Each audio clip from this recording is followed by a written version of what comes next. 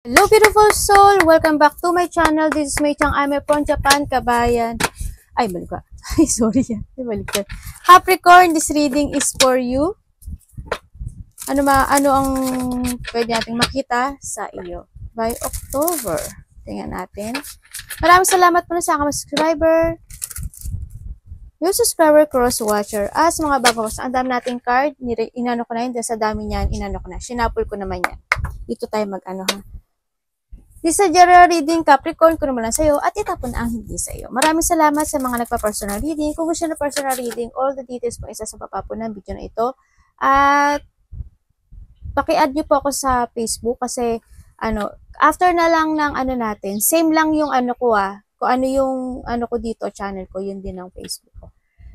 I-add nyo ko, tapos after na lang ng session, yun, kasi kahit i-unfriend nyo ko, okay lang. Kasi ang daming napupunta sa spam. Yung mga hindi ko nare-replyan, ibig sabihin po, nasa spam ang inyong message. Kasi ang daming nasa spam, okay?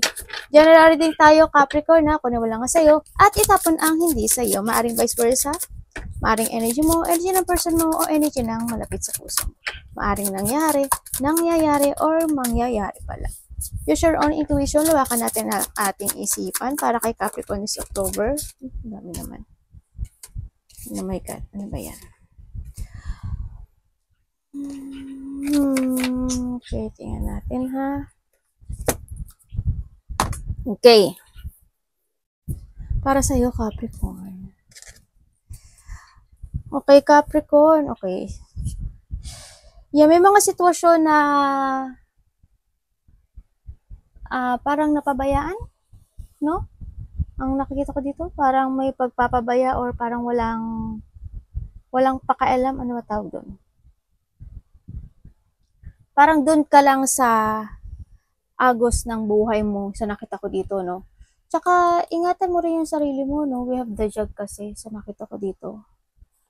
And lander, kailangan daw na sinasabi dito na kailangan mong tumungo sa isang sitwasyon mo na ikasasucess mo. Kumbaga, beginning of your life. Yan, huwag kang hihinto na kasi yan mga problema siya, di ba? Or something distraction in your life. Sa nakita ko dito, sinasabi dito na huwag kang susuko, kailangan mong tumawid patungo sa ikasasucess mo. Halimbawa, kung ikaw is you're in a pinagdadaanan na ngayon na hindi maganda, huwag kang mag-stop doon, no? I-reject mo yon or basta tuloy-tuloy ka lang, ganyan. Kasi pag nag-stay ka doon, ikaw ang malulubog. Hindi ka makakapunta sa success, di ba? I will have the bread, yun sinasabi dito na meron daw mga pagkakataon sa buhay mo na nasayang, no? Or nga dito, di ba, maaring may mga sitwasyon na nag-i-stay ka. Kaya ang nangyari ito sa bread, nabublock, kumbaga, yung mga opportunity na yun, na lumalakpas, na lumilipas, ganyan. Nakita ko dito, baka yung mga iba sa inyo, ganun ang nararamdaman. Siguro this a time na mag-focus tayo sa mga opportunity na dumarating sa atin para yung prosperity, yung period ng prosperity na yun, hindi masayang. No, yung mga dumarating na abundance sa atin. Maybe you are dealing with the old woman or karelasyon, ganyan, nanay mo, kapatid mo, or yung asawa mo, or karelasyon mo man, mas matanda sa'yo, kahit isang ganyan, isang old, kung ano man yan. I love the April. Hindi ko alam kung anong meron sa'yo sa April. Siguro, there's something meron sa April na nangyari. Last year, this year, or next year, no? Pero sa nakita ko dito is, April is this is Sakura kasi to or flower, di ba? Parang may mga nagsisibol na dito sa kasiyahan, kasi malilis siya. Ibig sabihin may mga kasiyahan nangyari, or by next year, maaring may mga magsisibol na mga ideas, yung mga changes, nakita ko dito. And we have the wheel. Sinasabi dito na yun nga, yung wheel of fortune mo, hindi siya tumatakbong papunta sa future. No, ang sa nakikita ko dito. May mga sitwasyon o decisions in life ka na hindi mo ma-clear or hindi mo madesisyonan or kumbaga andun nga, para unclear situation na gano'n na nai-stop ka tuloy going towards sa success mo. Kaya ang kinakailangan dito, you need to focus. No? Nakita ko dito. Okay, sa card natin, sinasabi dito na kailangan mo daw ngayon ng self-worth, no? Kailangan mo talagang, simula pa lang dito, di ba, sa card na to, sinasabi na kailangan mo ng self-worth, ayusin o pag-aralan mo yung mga situation sa buhay mo, and then, you need to create You need to create yourself na para sa pagbabago, no? Magsimula ka at kailangan alamin mo yung ability mo, yung talent mo, kung ano yung passion mo sa nakita ko dito. And yung iba kasi sa inyo, when it comes to a health, sa nakikita ko dito, siguro andito kayo sa part nyo na nakakaramdam kayo ng something trauma or exhaustion na, ano ba tawag dito? Maari may mental fatigue kayo, pagod, pag-aalala, pagkahapo, yung mga, baka meron dito, mga parang jet lag, ganyan. May mga napanghihinaan kasi I hope wala kayong sakit, pero sa nakikita ko dito, yung iba meron siguro, no? Ang nakikita ko.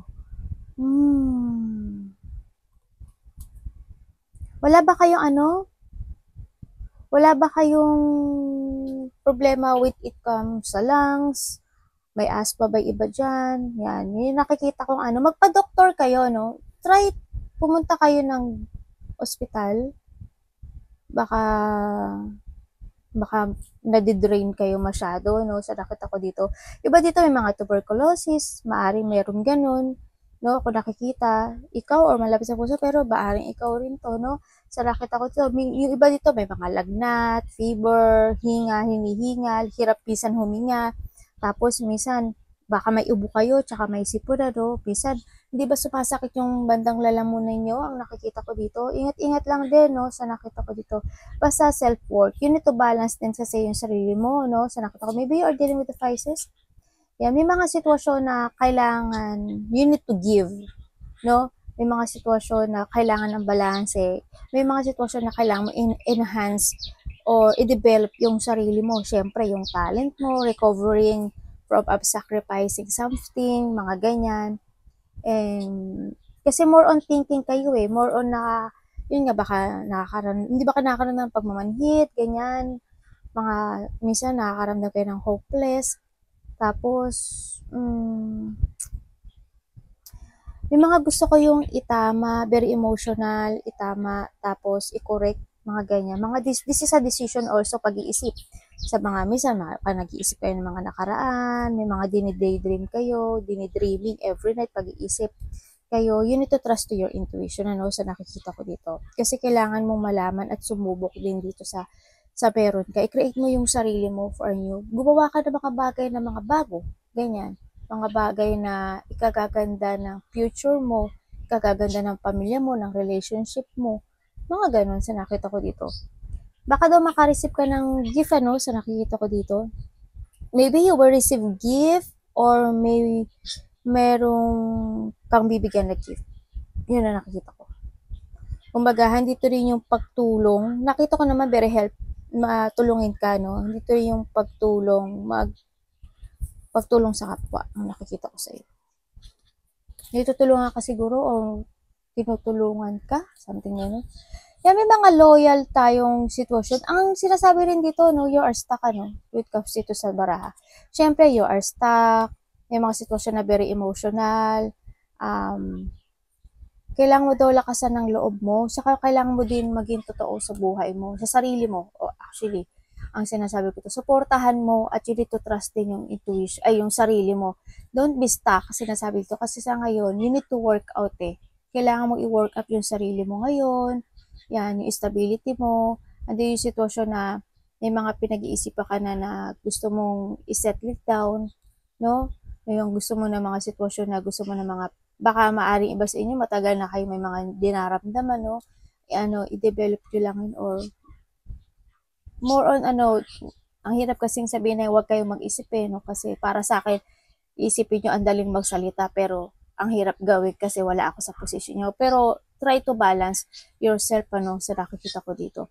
Mag-ano ka ng mga kaibigan mo na trustworthy person kasi may nakita man ako trustworthy person dito na pwede mo pagkatiwalaan at humingi ka ng payo sa nakikita ko dito, no? Lakasan mo yung loob mo, yan. Kasi ikaw ang leader din ng sarili mo, no?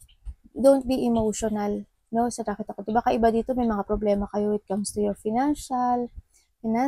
So, you need to protect din yung sarili mo, alagaan mo yung sarili mo, ganyan. Kailangan mong maging matatag, kailangan ng pagbabago dito, kailangan ng shipment, no? Trust your intuition din talaga. More on intuition ang nakikita ko rin dito, no? Baka nakakita ka ng 33, 999, or 555. Timothy mo sa change, release, and support. Yes, sabi dito talaga, kailangan ng lakasan mo yung loob mo, supportahan mo. You need, kasi this sa change talaga, the 5. Kasi ngayon, iba sa inyo, you have an obstacle, o pinagdadaanan sa ngayon, you need to create.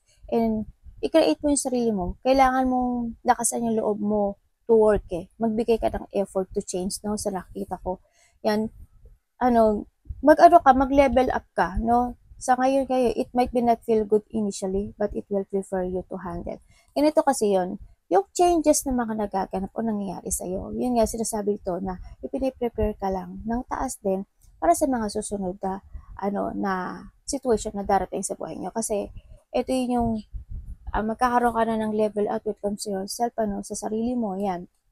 And then, i-push through mo, no? Kasi, for a change, kasi at the end, there's a reward na ibibigay sa'yo, no? Siyempre, we need to release din. Kasi mga ibang bagay, talagang, lalo na, di ba, finances, success, wealth. This is a 999 kasi. 999 kasi is, fulfillment of something. Kailangan i-release po yung isang situation or yung mga bagay na nai-stuck ka para ma-fulfill mo yung mga bagay na gusto mo, di ba? It's ending. There's an ending. Kumbaga, it's time to end. No? Para daw sa advantage of the better ones. If you are experiencing a significant change or conclusion, viewing of life, how can you make room for something new to emerge? Yun nga, sinasabi ito, kung nagpo-focus ka sa isang bagay at walang blanco or walang space yung meron ka sa ngayon, paano ibibigay ng taas yung paano pupunuan ng taas yung mga kakulangan mo kung punong-puno ka? Kailangan mo talagang i-release, kailangan mong i-push yung sarili mo to change, di ba? And we have that 33, and yun nga, may mga mangyaring growth, maybe may mga happiness, no? Yun yung sinasabi dito na reward na ibibigay sa iyo ng taas. Yan, sinusuportahan ka rin ng taas, no? Sa nakita ko dito. And this is the time to focus inward. Work on your skill, discover your talent. O, di ba? Tama. Sabi ko sa'yo, yung talent mo, kailangan mo i-discover. Discover your talent, yung develop yourself. Yan, nakita ko dito. And then, use your intuition or imagination, syempre. Unleash your inner artist. Doing so will boost your self-esteem. O, yun nga, ibigay nyo talaga yung effort nyo, no, dito sa mga pagbabago na to. Kasi, kumbaga, kung huwag kang hindi mo kasi dapat mag-stay sa lungkot, no? Basta release, suporta mo rin sa sarili mo, trust, and change. I-push forward mo yon, no? So, nakita ko dito. Kumbaga, dito rin you need to commit din kasi sa sarili mo for a change, to grow din, syempre, di ba? And, kailangan mo din maging totoo sa sarili mo. Maging honest ka lang sa sarili mo, tapos yung mga i-create mo yung araw-araw na yung sarili mo na magkaroon ng mga peaceful, meaningful life. Kailangan alam mo yon. Well, alam mo naman yun. Alam mo yun at alam kong alam mo yun. Kasi dito pa lang more on parang may mga bagay na very emotional. Pero nasa sayo na rin yun. Yes, we have the movement, influence, and investment. O, diba? Ang sinasabi dito kasi sa card na to, kailangan mo ring i-improve yung sarili mo, mag-movement ka, don't look the past, magsalita ka, you need to invest, no? Kumaga, i-invest mo yung sarili mo sa ikagaganda ng buhay mo, sa ikagugud mo. Hindi lang ikaw, syempre yung mga mahal mo sa buhay. Diba? And movement, you will make good progress now and you will be able to overcome obstacle but big leap forward are possible. Yun nga, o diba? You need to move. Yan. Talagang yung kung ano yung mga any obstacle ng buhay mo, malalakpasan mo yun. Kasi di ba madilim siya. Yan nga, influencer. Siguro iba sa inyo, nasa social media kayo, sa mataong lugar, maraming tao. Kailangan mo rin kasi magsalita no? Kailangan mong i-improve din kasi need din nila ng opinion mo Opinion mo, yung mga important yan. Kailangan mo talagang magsalita. Kumbaga, kaya ka nga binigyan ng boses para i-express yung nararamdaman mo, para magsalita ng mga gusto mong sabihin, ganyan. Baka nga iba sa inyo nasa public speaking, social media, YouTuber, sales lady, doctor, healer, mas maraming tao sa nakita ko dito. Yes, invest. Try to invest in new things, di ba? Ang sinasabi dito, invest in your education, yan, and make some big plan for the future, o di ba? Kailangan mo talagang mag-move. This is a movement. Don't look the past, don't look the current, look to the future. Mag-invest ka, no? Pera, investment of layunin, perspective, ganyan, yung mga gusto mong in the future, ganyan nakita ko to. And calculate risk, but save something to fall back on. O yan, kailangan mo talaga ng sumubok, no, sa nakita ko dito. Mag-take a risk ka para mas makita mo at maintindihan mo yung gusto mo sa buhay mo. The more try another things, create experience, ganyan. Kasi going toward yung sa success mo Inner wisdom, boundaries, and prosperity. Diba? Andiyan si prosperity. Kung itong lahat na to, malalakpasan mo, there's a prosperity na darating sa'yo. Kasi si universe it's pouring you an abundance out to you. Be open to receive it. Kailangan mo talaga ng mag-change or you need to release something sa buhay mo para punan niya yung kakulangan na yun, no?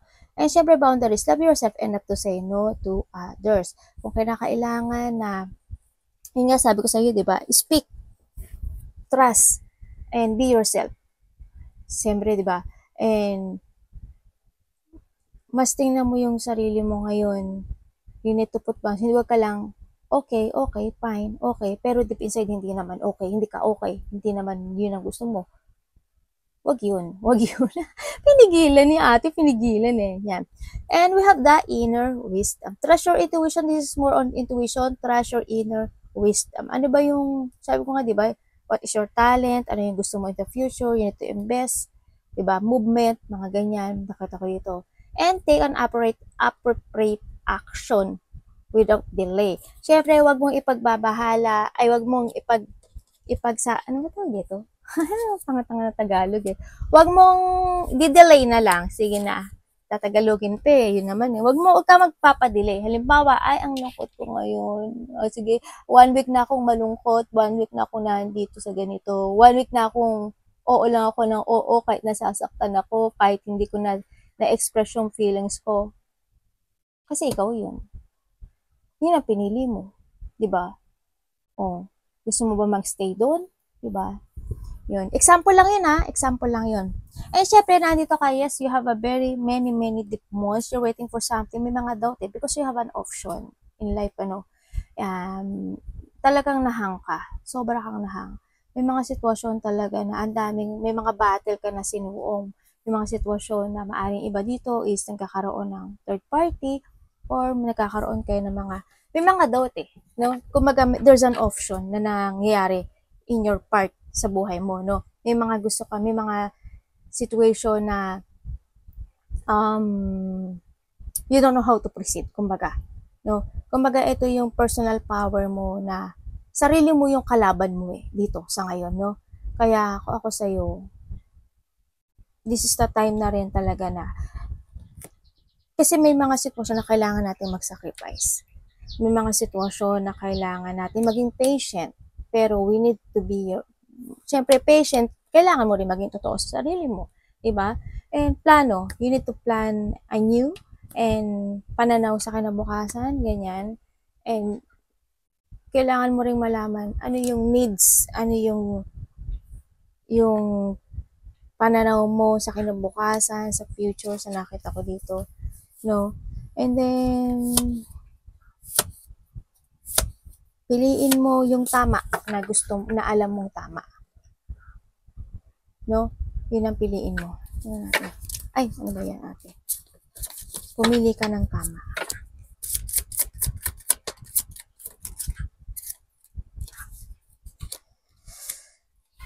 Di ba? Sinabi ko na rin naman na pag-aralan mong maigi, di ba? Pag-aralan mong maigi yung mga bagay-bagay, no? Kailangan dito ng growth, no? Kailangan dito ng syempre papaplano. Actually, ang sinasabi dito, maybe may makaka-deal ka raw na may nakilala ka ba sa internet, ganyan, social media na isang person? Or you have a dealing with someone na related ang money na nakilala mo sa social media, no? Sa nakita ko dito. Someone is spying me. Diba dito, ini-spy kayo ng ano? Maaaring kasama mo sa trabaho, maaaring kadiling mo. Yan, may mga collaboration and okay, ibig sabihin, nagkaroon ng isang situation, baka nga nagkaroon ng third party, ano? Or, sa iba naman, meron kang kakilala o kasama sa trabaho na hurt ka, no? Sa nakita ko dito. Pero ingat ka, may nag-i-spy sa'yo.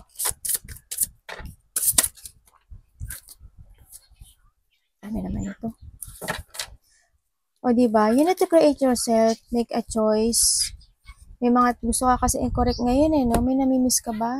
Or meron kasi ako nakitang naaalala mo daw, yung mga nakaraan. No, iba siguro yun, may mga naaalala kayo. O may mga reminiscing the past, good and bad. So, nakita ko dito. May mga gusto kang i-correct, ano? And, syempre, yun nga, someone dito na may gustong mag-sorry. Gusto na niyang union. May gustong makapag-communicate sa'yo.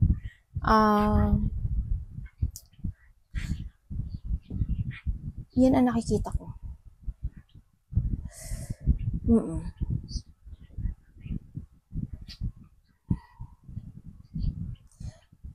Ingat ka rin kasi may tukso ako nakikita sa iba dito. So ngayon, kailangan mo ng balancing, no? Balance sa sarili mo. Anong hindi ko malaman ko?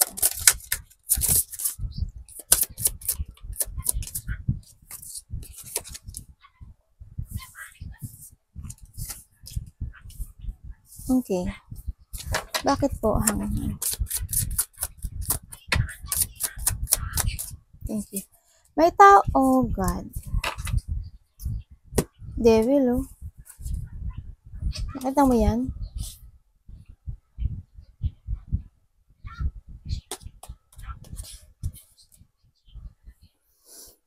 Talagang sobrang nangyari sa'yo, no? Okay. May mga gusto kang makuhanan ng hustisya. Alam mo, may tao mo gusto mag-sorry. Nakita niya, parang nakita ko dito, mahalaga ka raw sa kanya. Pero hindi siya totoo, more on kasakiman to. Hindi to yung sitwasyon na kukontrolin ka niya, ganyan. Hindi to yung sitwasyon na more on sarili niya lang. Kasakiman kasi ito yung sa kanya, no? Baka nga, wag kang pumasok dito sa sitwasyon na to. Sa iba naman sa inyo, yun nga, stuck kayo. May mga sitwasyon na gusto nyo ma-fulfill o may mga wini-wish kayo sa buhay nyo pero hindi nangyayari. No? Sa nakita ko dito. Kaya yung iba sa inyo, rin, you are stuck because siya ba na option, may mga gusto kayong itama o i-correct na sitwasyon dito sa nakita ko dito at gusto nyo ma-fulfill ito. Kaya handito kayo sa sitwasyon nyo na nakokontrol kayo na situation or kinokontrol nyo yung nararamdaman nyo. no? O saan man parte ng buhay mo to. Yun na nakita ko. You need to, kailangan mo kasi makita dito yung halaga mo eh. No, pahalagahan mo yung sarili mo. Mas more ka mag-focus sa future, sa sarili mo, renewal. This is the time to renew. No, this is a time to make a decision. This is a time na to think very carefully. Huwag kang maghintay. Discover, syempre. You need to discover. Kasi this is a time to place your future eh. No, sa nakita ko to. Magplano ka ng maigi. No, maybe you are planning for something. Yan, ingat ka rin. Arigato, namaste, God bless.